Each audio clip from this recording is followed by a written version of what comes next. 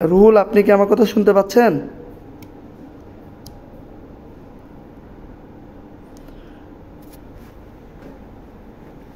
রুহুল, আমার কথা কি শুনতে পাচ্ছেন? জি ভাই। কথা বলতে পারবেন?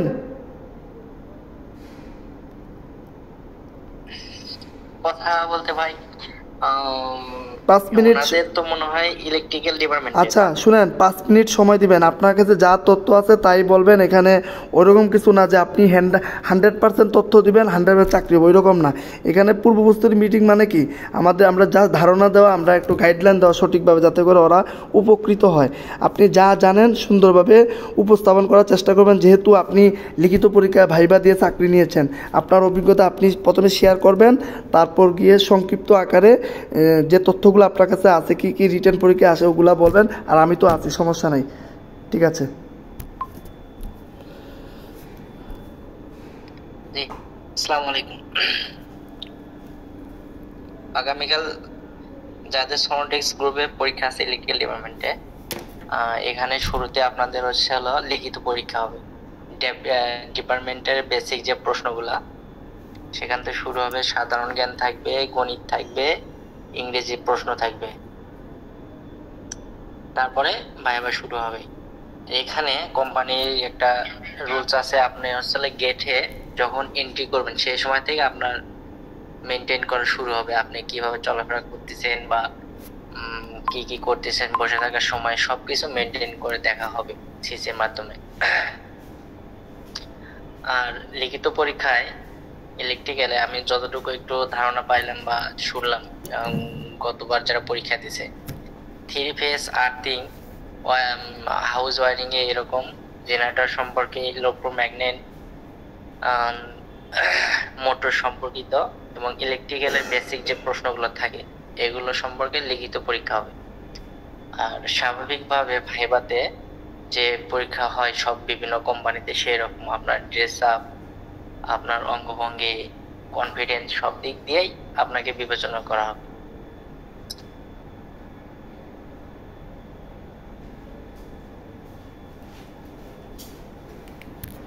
রুহুল, শেষ নাকি? রুহুল,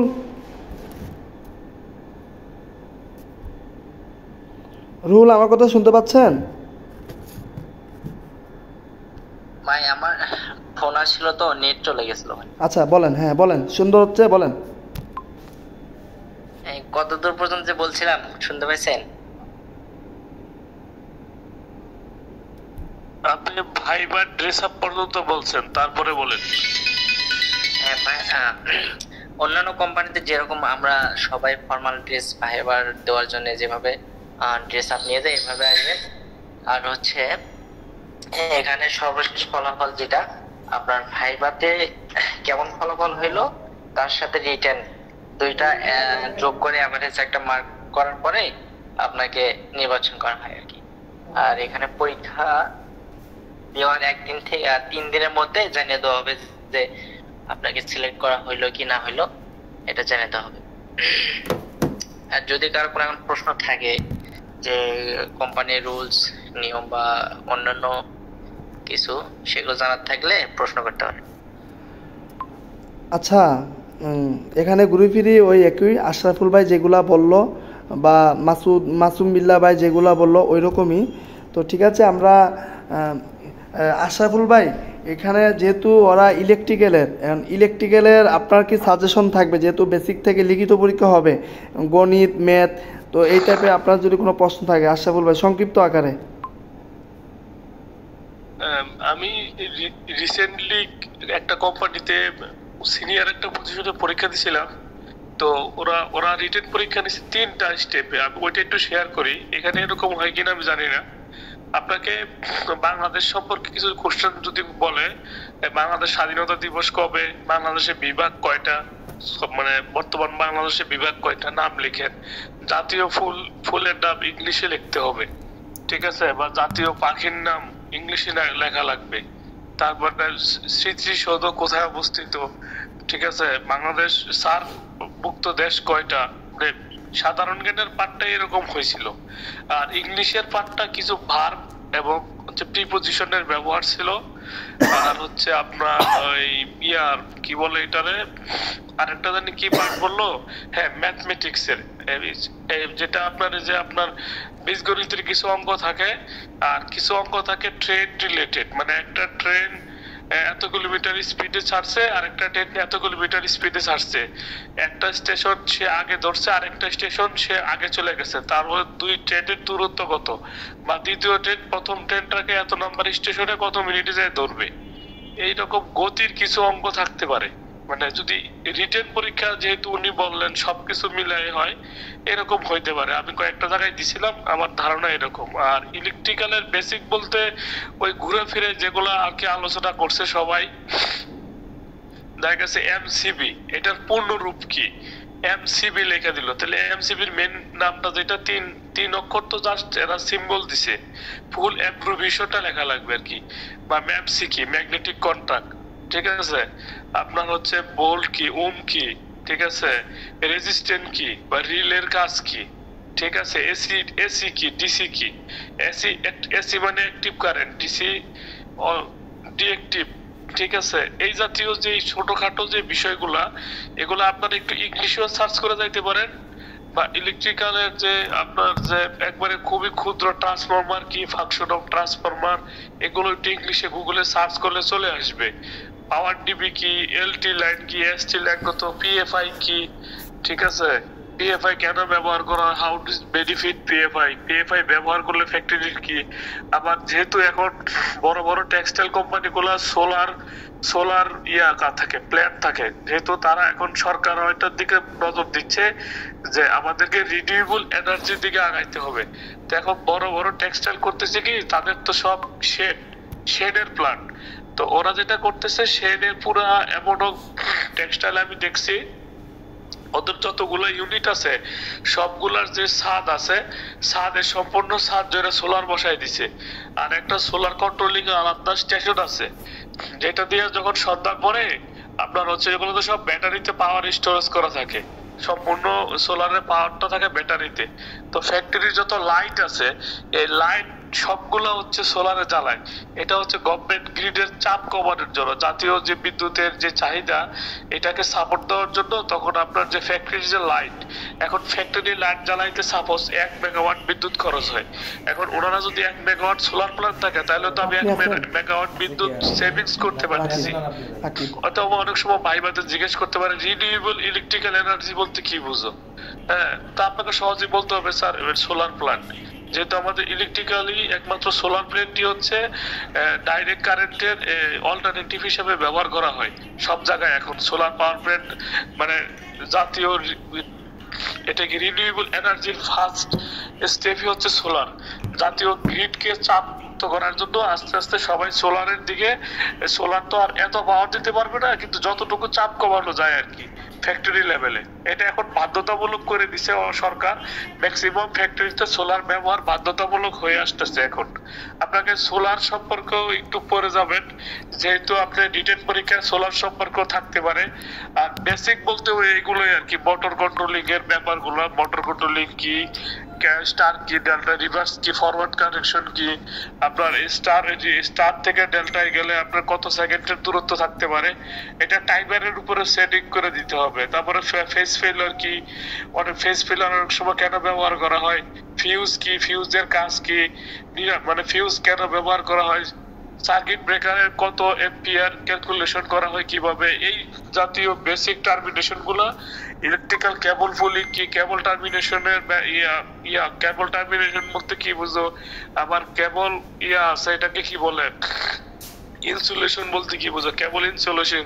আপনি একটা জায়গায় কাজ করছেন, কেবল খোলা আছে, এটাকে ইনসুলেট করে রাখতে হবে, নিরাপদ।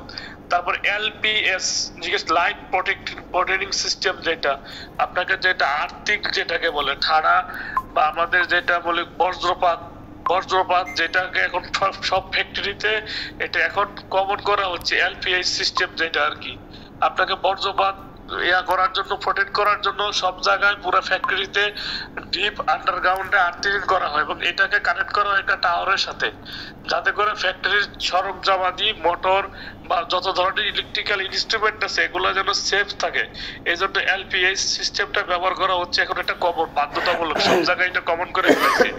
এইটা একটু দেখি যে এলপিএস যেটা আর কি, যে বজ্রপাত নিধন সিস্টেম যেটা আর কি, এটা একটু দেখবেন। এটা অনেক সময় জিজ্ঞেস করতে পারে যে এলপিএস সিস্টেম সম্পর্কে কোনো আইডিয়া আছে কিনা। ইলেকট্রিক্যাল ওয়ার্ক সেফটি যেগুলো, আপনি ইলেকট্রিক্যাল কাজ করতে গেলে কি ধরনের সেফটি মেনটেন করবেন, একটা মোটরে কাজ করতে গেছেন আপনার কি ধরনের সেফটি মেনটেন করতে হবে। অবশ্যই আপনাকে প্রথমে সেফটি শু পড়তে হবে, যেটা আপনার সরাসরি ইলেকট্রিক্যালের সাথে আপনার বডি মাটির সাথে কন্টাক্ট করতে পারবে না। ইলেকট্রিক্যাল শক কখন খায়, যখন আপনার বডি আর মাটিতে একসাথে জয়েন্ট হয়ে যায়। জুতা থাকলে সেটা হবে না। তো আপনার ইলেকট্রিক্যালের যে বেসিক ওয়ার্কিং সেফটি গুলো আছে এগুলো একটু দেখে যাবেন। ইলেকট্রিক্যাল সেফটি বলতে কি বুঝুন, একটা জায়গায় আগুন লাগছে আপনি কি করবেন, ইলেকট্রিক্যালে একটা সুইচ পুরো পুড়তেছে, আপনাকে সাথে সাথে পাওয়ার অফ করে দিতে হবে। এবং ইলেকট্রিক্যাল ফায়ারের ক্ষেত্রে কার্বন ডাইঅক্সাইড ব্যবহার করা হয়, ফায়ার এক্সটিংগুইশার, CO2 বিশেষ করে। ঠিক আছে, এটা ইলেকট্রিক্যালের জন্য এক নাম্বার মানে ফায়ার ডিটেকশন এবং বলেন ফায়ার প্রোটেকশনের জন্য এক নাম্বার CO2 ফায়ার এক্সটিংগুইশার। এই জিনিসগুলো একটু হালকা পাতলা দেখে যায় যদি সম্ভব হয় আর কি। মোটামুটি আমার মনে হয় এগুলো দেখলেই হবে। ধন্যবাদ। ধন্যবাদ আশরাফুল ভাইকে। আমি আরো কিছু গুরুত্বপূর্ণ বিষয় শেয়ার করবো। এই পর্যায়ে আমরা একটু প্রশ্ন নেই। জিহাদ ভাই, আপনার প্রশ্নটা বলেন। জিহাদ ভাই।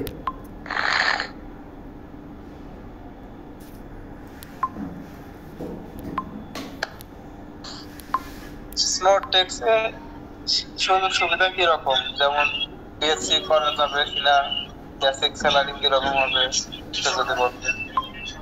যেহেতু এটা একটা গার্মেন্টস কোম্পানি, আসলে আমরা যে কোনো কোম্পানিতে যাওয়ার ওখানে জয়েন দেওয়ার না আগ পর্যন্ত আমরা কিন্তু অনেক কিছু বুঝি না। হয়তো আমি আপনাকে এখন বলে দিলাম যে ওইখানে গিয়ে আপনি এই বিএসসি করতে পারবেন, দেখা গেল এটা বিপরীত হয়ে গেল। আসলে যেহেতু গার্মেন্টস কোম্পানিগুলা বা প্রোডাকশন কোম্পানিগুলা সবসময় প্রোডাকশনের উপর নির্ভরশীল, তো ওইখানে একটা জায়গায় গিয়ে চাকরি নেওয়া, তারপর পরিবেশ তৈরি করা, কলিগদেরকে ম্যানেজ করা, সব কিছু মিলিয়ে কিন্তু আপনার একটা পরিবেশ। এখন আপনার বস ভালো, কলিগ ভালো না, বা কলিগ ভালো, বস ভালো না, তো একটা ব্যালেন্স করা কিন্তু অনেক টাফ। এই জন্য আসলে এটা বলা যায় না যে ওইখানে গিয়ে আমি ইউনিভার্সিটিতে ভর্তি হতে পারবো কি না। আর ইন্টারভিউতে একটু অফ রাখেন, কেউ মনে অন করে রাখছেন, মিউট অফ করেন। আচ্ছা, যেহেতু আমরা অনেক জায়গায় দেখা যায় যে বিশেষ করে 8 ঘন্টা যেগুলো ডিউটি, 3 শিফটে ডিউটি, ওইটাতে ঠিক আছে, আপনি এটা বিএসসির জন্য বেস্ট। কিন্তু ওই যে 2 শিফটে 12 ঘন্টা অথবা আনলিমিটেড ডিউটি, কারণ গার্মেন্টসের প্রোডাকশনে যারা ফ্লোরে আছে, ঠিক আছে, ওরা কিন্তু বেশিরভাগই 12 ঘন্টা 14 ঘন্টা ডিউটি করে। এটা ঠিক নাই। একটা মেশিন নষ্ট হয়েছে, ওইটা ঠিক না করে কিন্তু আপনি বের হইতে পারবেন না। ওইখানে কোনো শিফট নাই যে আরেক শিফট আসবে। টেক্সট আমরা কম্পোজিট ফ্যাক্টরিগুলোতে দেখেন ওইখানে কিন্তু 2 শিফটে হয়। এক শিফট চলে গেলে আরেক শিফট কিন্তু ওকে হ্যান্ড ওভার করে দেওয়া যায় যে ভাই আপনি দেখেন, আর আপনার কোনো শিফট নাই, আপনাকে ওইটা ম্যানেজ করে, কলিগ বা বসদের ম্যানেজ করে কিন্তু আপনাকে ওইটা কমপ্লিট করে যেতে হবে, বিশেষ করে টেক্সটাইল, RMG বা গার্মেন্টস সেক্টরগুলো। তো এই হচ্ছে আপনার পড়াশোনার বিষয়। আর যে কোনো কোম্পানিতে যখন আপনি যদি বিএসসি রানিং থাকেন, পড়াশোনা যদি রানিং থাকে, এটা কিন্তু ভুলেও বলবেন না যে আপনাকে অনেকে জিজ্ঞাসা করে যে আপনি কি এনে পড়াশোনা করতেছেন নাকি সামনে করার চিন্তা ভাবনা আছেন। আপনি যদি বলেন যে আমি পড়াশোনা করি, তাহলে আপনার ওখানে চাকরি হবে না। আর যদি বলেন যে সামনে প্ল্যানিং আছে করা, তাও কিন্তু চাকরি হবে না। এই জন্য এটা ডিরেক্ট নো। এখন আপনি ওইখানে ঢুকার পর গিয়ে আপনার পরিস্থিতি, আপনার পরিবেশ বের করতে হবে। এটা হচ্ছে আপনার সবার উপর সাজেশন, যারা এই যে পড়াশোনার পাশাপাশি চাকরি করতে চান। আচ্ছা, এখন সুযোগ সুবিধার বিষয়গুলো আমাদের রুহুলে শেয়ার করবে। রুহুল, আপনি ডিউটি বা ছুটি তো সবাই একই হয়ে থাকে, তারপর কিছু বেসিক বিষয় আপনি শেয়ার করেন। রুহুল।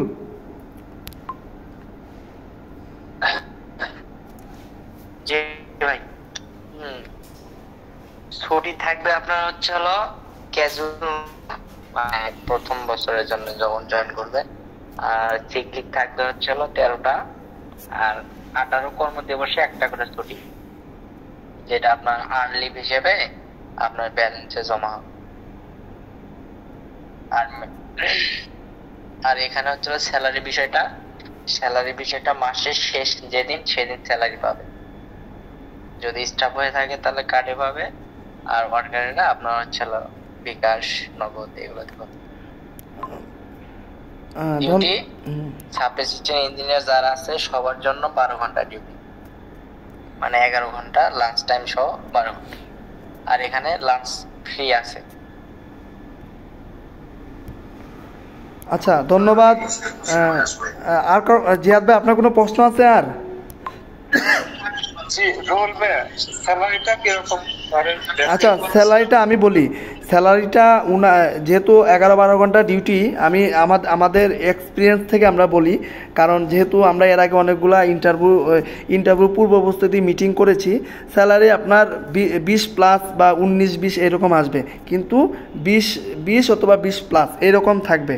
আপনার ডিমান্ড থাকবে 27-28। যদি আপনার পূর্বের এক্সপিরিয়েন্স থাকে, যদি ওটা সিভিতে দিয়ে অ্যাপ্লাই করে থাকেন, তাহলে আপনি 27-28 ডিমান্ড রাখবেন। কিন্তু নর্মালি আমাদের কাছে যে আপডেট, বা আমরা এর আগে যারা চাকরি করেছেন বা চাকরি ছেড়ে চলে আসছেন, নর্মালি এটা ফিক্সড স্যালারি হয়তো 18, 19, 20, 22, 23 এরকম আর কি।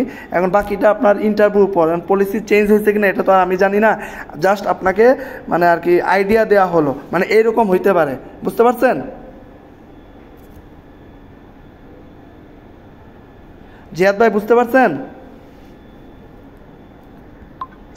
জি জি বুঝতে পারছি, আমি বাড়ি আছে তো। আর কোনো প্রশ্ন আছে আপনার? না না। আচ্ছা, আমি এখন একটু সাধারণ জ্ঞানের বিষয়ে একটু বলি। যেহেতু আমাদের এটা রেকর্ড হচ্ছে, অন্যান্য যারা যুক্ত হতে পারে না ওদের জন্য সুবিধা হবে। এখানে সাধারণ জ্ঞানের ক্ষেত্রে আপনার বাংলাদেশের প্রথম এভারেজ জয়ী নারীকে বা ছেলেকে, এরকম প্রশ্ন আসতে পারে। এরপরে বাংলাদেশে বর্তমানে ইপিজেড কয়টা আছে, যেহেতু এগুলো গার্মেন্টস সেক্টর নিয়ে কাজ করে, গার্মেন্টস সেক্টর ভায়ার নিয়ে কাজ করে। বাংলাদেশে ইপিজেড কয়টা আছে, বলের একক কী, এনার্জির একক কী, 1 কেজি মিটার সমান কত জুল, এগুলো প্রশ্ন আসতে পারে। ঠিক আছে? তারপর হচ্ছে 1 থেকে 1 বা 3 থেকে 5 বা 9 থেকে 15 পরের সংখ্যা কি, এগুলো আসতে পারে। কম্পিউটারের আউটপুট ডিভাইস কোনটি, 12 সংখ্যাটি কত, এর 6%, এগুলো প্রশ্ন আসতে পারে শর্টকাট। ঠিক আছে?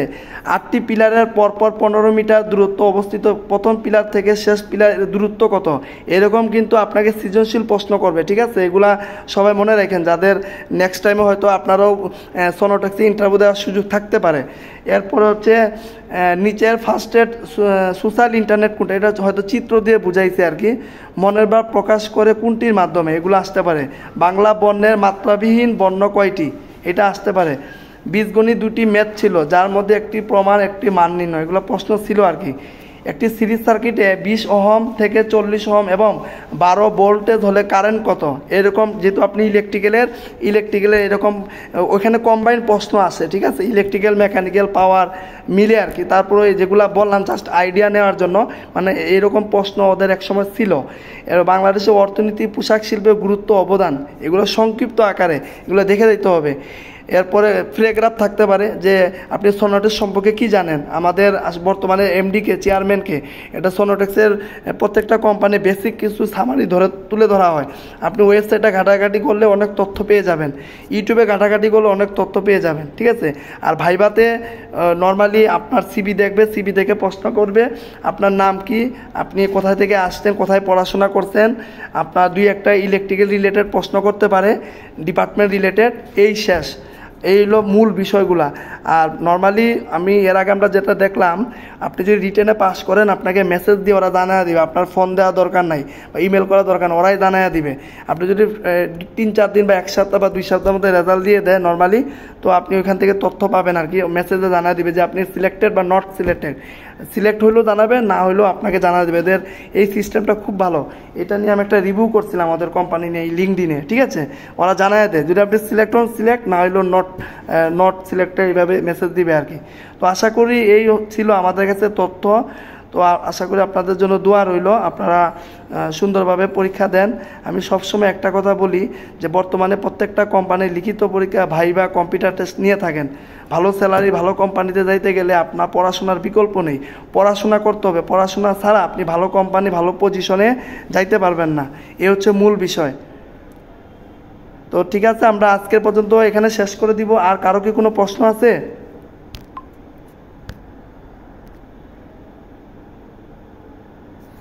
আচ্ছা, কারো কোনো প্রশ্ন নেই? আশরাফুল ভাই, তাহলে আমরা শেষ করে দেই। আশা করি আজকে মিটিং থেকে আপনারা সবাই উপকৃত হবেন। আর আমাদের এই ভিডিওগুলো ইউটিউবে চলে যাবে, আপনারা ওইখান থেকে যদি কারো প্রয়োজন হয় যে না আমি ভিডিওটা আবার দেখবো, দেখে নিন। আশরাফুল ভাই, আমরা শেষ করে দেই নাকি? রুহুল কিছু বলবেন? শেষ করে দেন। মোটামুটি আমরা তো ধারণা দিছি। হ্যাঁ, রুহুল কিছু বলবেন নাকি? পরে তো ওনারা এই জিনিসগুলো একটু ভালো করে রিভিউ করুক। হ্যাঁ হ্যাঁ, সবার জন্য শুভকামনা। আপনারা অন্ততপক্ষে ইন্টারভিউ যেখানেই দেন, অ্যাটলিস্ট একটা নিজেকে ইঞ্জিনিয়ার হিসেবে হলো ডিসিপ্লিনটা মেনটেন করবেন। Right. ডিসিপ্লিনটা অনেক জায়গায় খুব বড় ইস্যু হয়ে দাঁড়াইছে, রাইট বুঝছেন? রাইট আশা করি সবাই ডিসিপ্লিন মেনটেন করবেন, ঠিক আছে? রুহুল কিছু বলতে চাচ্ছেন? রুহুল?